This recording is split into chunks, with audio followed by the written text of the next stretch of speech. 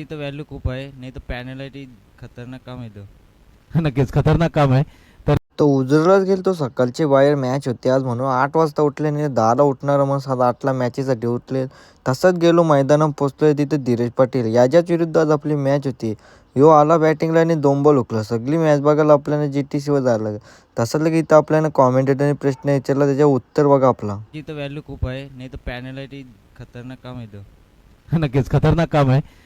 टायमावर नसतो पोचलो 3 बॉल आम्हाला कमी खेळायला भेटलं असतं म्हणून टायमावर पोचलं ना. टायमावर ते 63 रन मारलं. तशीच आपली जोरी गेली ना. आपलं रन नाही कुठलं. मॅच हारली ना. तसंच इकडं घरच्या रस्त्यावर निघलो. विक्की स्पोर्टवाल्यांची मॅच होती. आपण तसंच लई घरच्या रस्त्याला आपण निघले. ऊन तारकता फरकता नव्हता. तसाच घरच्या रस्त्याला आलो. रस्त्याला येता येताच बुटामारी काढली. सगळा काढला ना. तसाच घरच्या रस्त्याला आलो. तसंच जास्ती काही नाही बोलता मॅच हरलो याच्या दुःखामध्ये घरी आलो.